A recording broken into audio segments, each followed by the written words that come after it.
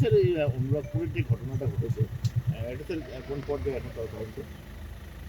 ওনাদের বাড়ির পক্ষ থেকে আমাদের কাছে একটা এফআইআর কমপ্লেন এসছে, আমরা অলরেডি পাওয়ার সঙ্গে সঙ্গে কেস করে দিয়েছি এবং রেড করা হয়েছে সেভারাল টাইমস। তারা আমরা কমপ্লেন পাওয়ার আগেই থানা জানার আগেই আসামিরা ওখানে মনে হচ্ছে ওরা বসেছিল, ওরা জেনে গিয়ে যে এরা অভিযোগ করতে যাচ্ছে থানা বাড়ি ছেড়ে পালিয়ে গেছে। ঠিক আছে, রেসপন্ডিং হয়ে আছে, অ্যাবসন্ডিং করে আছে, আমরা চেষ্টা করছি ধরে নিতে পারবো। তদন্ত অলরেডি আরম্ভ হয়ে গেছে। Thank you. Shyam steel flexi strong TMT bar, ये स्ट्रॉन्ग के साथ फ्लेक्सिबल भी है। आपदा मुसीबत कोई भी आए, ये घर को अटूट बनाए। जब टीएमटी फ्लेक्सी स्ट्रॉन्ग तो घर रहे हमेशा के लिए स्ट्रॉन्ग। আরো অনেক কিছুর হিসেব বাংলার মানুষ নেবে এবং আপনাদের কাছে কথা দিয়ে যাচ্ছি 2024-এ মোদী সরকার আসবে এবং আপনাদের বলে যাচ্ছি যত কটা আমাদের সরকারি পরীক্ষা হবে সেখানে ওএমআর শিট পাবলিসাইজ করা হবে, পাবলিক প্ল্যাটফর্মে সেই ওএমআর শিট দেখা হবে, সবকিছু একদম মানে ট্রান্সপারেন্টলি করা হবে, স্বচ্ছতার সাথে করা হবে। সুতরাং বাংলার মানুষ এবার ডিসাইড করবে যে এই দুর্নীতিগ্রস্ত এই মমতা ব্যানার্জি যাকে আমরা অ্যারেস্ট করার দাবি তুলেছি সেই সরকারকে রাখবেন নাকি স্বচ্ছতা হয়ে প্রতি বছর সরকারি চাকরি এমনি চাকরি হোক, বাংলার মানুষ মাথা উঁচু করে বাঁচুক, সেই সরকারকে নিয়ে আসবেন। বাংলার মানুষের হাতেই রয়েছে ডিসাইড করা। ये स्टाइल का मामला है, रूपा फ्रंटलाइन।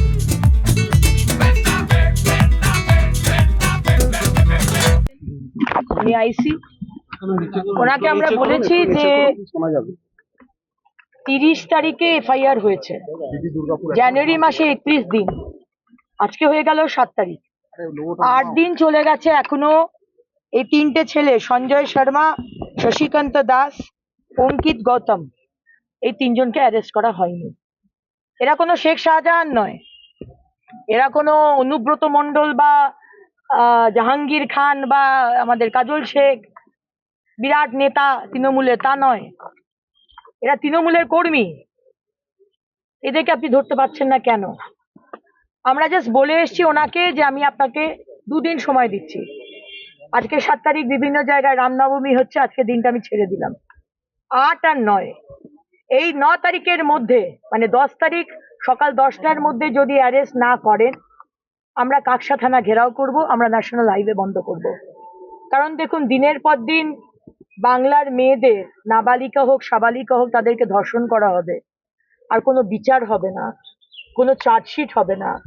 একটা আই ওয়াশ করার জন্য একটা কাউকে ধরে নিয়ে গিয়ে 4-5 দিন আমরাও আন্দোলন করব, তাকে ধরিয়ে দিয়ে তারপর ছেড়ে দেওয়া হবে। কোনো কারুর শাস্তি আমরা চোখে দেখতে পাই না, না আরজিকর, না কামদুনি, না পার্কস্ট্রিট, না হাঁসখালি, কোনো দিনের পর দিন প্রতিদিন 5টা-10টা করে ঘটনা। এইভাবে আমরা মেনে নিতে পারবো না। সুতরাং আমরা চাই মেয়েটি পক্সো আইনে বা 15 বছরের মেয়ে, যত স্ট্রিক্ট ভাবে চার্জশিট করে করা যায় এই 3 জনকে অ্যারেস্ট করুন ও তারপর ইনভেস্টিগেট করুন। সদুত্তর পেলেন? উনি বলেছেন উনি চেষ্টা করছেন। আসানসোলের ঘটনায় আমরা দেখেছিলাম আপনি আন্দোলনে নামার পর অ্যারেস্ট হয়েছিল, এখানে কি আশা করছেন? অবশ্যই, কারণ আমার এই প্রসন্ন খাঁ বাবুর ওপর ওনার যে প্রিভিয়াস ট্র্যাক রেকর্ড, আমি যা শুনলাম, আমি তো তাকে পার্সোনালি চিনি না, বাট আমার কার্যকর্তাদের কাছে আমি যেটা শুনলাম যে ওনার ওপর ভরসা করা যায়, ভরসা করতে চাই। কিন্তু উনি যদি 10 তারিখ 10টার মধ্যে যদি না অ্যারেস্ট করেন আমার কিছু করার থাকবে না আদার দ্যান ন্যাশনাল হাইওয়েকে অবরোধ করা। দিদি বলছি, মাননীয় মুখ্যমন্ত্রী চাকরি প্রার্থীদের নিয়ে বললো 2 মাসের মধ্যে ব্যবস্থা করব, আপনারা ততদিন শ্রম দান করবেন, কি বলবেন? আজকে গন্ডগোলও হয়েছে, এখানে বিভিন্ন দফায় হবেই তো। মুখ্যমন্ত্রীকে তো আপনারা এখনো চিনতে পারলেন না, আমরা চিনে গেছি। আরজিকর কাণ্ডে যখন ডাক্তাররা, সেখানকার ডাক্তাররা এবং সারা হাসপাতালে ডাক্তাররা, সরকারি ডাক্তাররা যখন আন্দোলন করছিল, এই মুখ্যমন্ত্রী মমতা বন্দ্যোপাধ্যায় গিয়ে গোল গোল কথা বলে ওই আন্দোলনটাকে শেষ করে দিয়েছিলেন। আজকেও 7 তারিখ নেতাজি ইন্ডোর স্টেডিয়ামে উনি যে গেছেন, আজকে যাদের চাকরি গেছে 26,000, যারা যোগ্য, যারা অযোগ্য তাদের কথা তো ছেড়েই দিন, কিন্তু যারা যোগ্য তাদের আন্দোলনকে বা তাদের প্রতিবাদকে আবার করে গুলিয়ে দেবার জন্য এই মুখ্যমন্ত্রী গেছেন।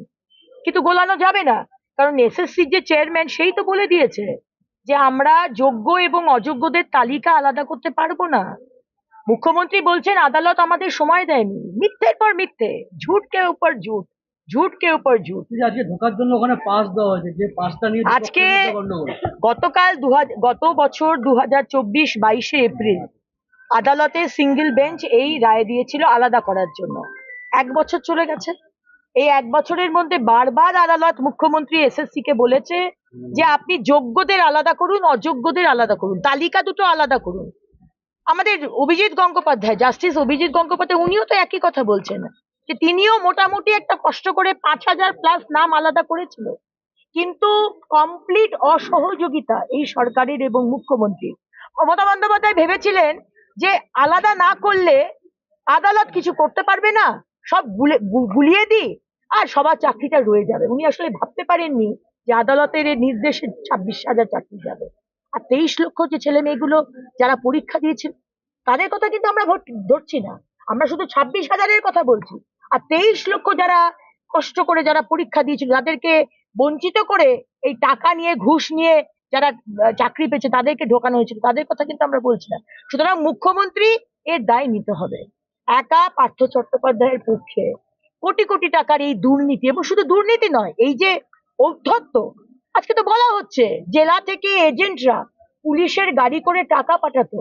এই যে চাকরি চুরির যে টাকা, সেই টাকাটা এজেন্টের মাধ্যমে জেলা থেকে পুলিশের গাড়ি করে যেত। পুলিশের গাড়ি কার? পুলিশ মন্ত্রী। পুলিশ মন্ত্রী কে? মুখ্যমন্ত্রী। আর মুখ্যমন্ত্রী জানেন না, মুখ্যমন্ত্রী আর কত নাটক করবেন। এগুলো তো হয়ে গেছে, এখন যেটা মুখ্যমন্ত্রী বলছেন যে সবাইকে সেশন দিতে এবং 2 মাসের মধ্যে যোগ্যদের প্রত্যেকেই চাকরি দেবে। কিসের যোগ্যতার পথ? কোথা থেকে চাকরি দেবে? কেন বিশ্বাস করব? 14 বছরে কোন চাকরিটা উনি দিতে পেরেছেন? এই তো প্রাইমারি নিয়ে বলছে 65,000 চাকরি যাবে, এটা তো বলছে কিছুই নয়। এবার প্রাইমারির খাতা খুললে বলছে 65,000 চাকরি যাবে। আমরা চাই না চাকরি যাক, কিন্তু উনি যে কথাটা বলছেন উনি মিথ্যে কথা বলছেন। উনি সেদিনকে নবান্ন থেকে তারা 45 জাজের আদালতের যে রায় আপনাদের পড়ে শোনালেন, দেখুন আদালত বলছে টাকা ফেরত দিতে হবে না। উনি মিথ্যে কথা বলছেন আর আপনারা বোকা বনছেন। 46 নম্বর প্যারাতে লেখা রয়েছে যারা টেন্টেড, যারা অযোগ্য প্রমাণিত হয়েছে তাদেরকে 12% সুদে এতদিনের মাইনের টাকা ফেরত দিতে হবে। তাহলে আজকে যারা ঘুষ দিয়েও চাকরি পেয়েছে তারাও কোথায় যাবে? বাবা মা, বুড়ো বাবা মা, সন্তান ইএমআই নিয়েছে, জমি কিনেছে, কি করেছে, বাড়ি করেছে, কোথায় যাবে? আর যারা যোগ্য তাদের কি দোষ? আজকে পুরো দায় মুখ্যমন্ত্রীকে নিতে হবে। কেউ ওনাকে বিশ্বাস করে না। এই 2 মাস করে ইলেকশন চলে আসবে। উনি এটা শুধু মানুষকে আবার করে বোকা বানাবার চেষ্টা করছেন। এসএসসি চেয়ারম্যান যেখানে বলছে আমরা তালিকা আলাদা করতে পারবো না, হু ইজ মুখ্যমন্ত্রী? আপনাকে কেন বিশ্বাস করব? আপনার কি ট্র্যাক রেকর্ড? আপনি একটা সত্যি কথা বলেছেন? আপনি দিনের পর দিন আপনি বেঙ্গল গ্লোবাল সামিট করে মিথ্যা কথা বলে গেছেন, এত চাকরি হয়েছে, এত চাকরি হয়েছে। একটা চাকরি দেখাতে পারবেন? আমরা আপনাকে বিশ্বাস করি না। 26,000-এর হিসাব কি রাজ্যের মানুষ ভাবে? কি হয়েছিল ঘটনাটা? ঘটনা হচ্ছে যে আমার মেয়েকে রেপ করেছে 2টো ছেলে, ওই সঞ্জয় শর্মা আর ওই শশীকান্ত দাস। কিভাবে ঘটনাটা ঘটলো জানতে পারলেন কিভাবে? এটা জানতে পারলাম মানে ওই আমি জানতে পারলাম মানে সেই ডিসেম্বর মাসে ঘটেছে ঘটনাটা, কিন্তু কিছু বলেনি মেয়েটা ভয়ে। তো 28 তারিখে মানে আর কি ওর ছোট মা মানে পেট ব্যথা করছে বলছিল, পেট ব্যথা করছে তো ছোট মা আর কি ওকে যখন চেপে ধরে যে তোর হাতে পেট ব্যথা করছে, তোর হাতে হচ্ছে কেন, তখন ওর ছোট ভাই পুরো ঘটনাটা জানায়। কারণ আমি স্যার রাত্রিবেলা তো দিনবেলা টোটো চালাই আর রাত্রিবেলায় স্যার আমি ওই একটা নাইট ক্যারের কাজ করি। সেই জন্য স্যার আমি তো স্যার সারাদিন বা রাত্রে ঘরেও থাকি না। যা কিছু হয় ওর ছোট মাকে সব মানে সব কিছু ছোট মার সাথে শেয়ার করে, ওর সাথে কথাবার্তা বলে। ছোট ভাই সব কিছুই জানে, ওনার সাথে সব কিছু কথাবার্তা বলে। তো স্যার আমার যেহেতু ওরা একটু সর্বনাশ হয়েছে, তো আমি চাই যে ওই দোষীরা যেন উপযুক্ত শাস্তি পায়। কতদিন আগে এফআইআর করেছিলেন থানাতে? এফআইআর তো মোটামুটি স্যার হয়ে গেল ওই 28-29 তারিখে স্যার। দুজনের নামেই অভিযোগ? হ্যাঁ, দুজনের নামে।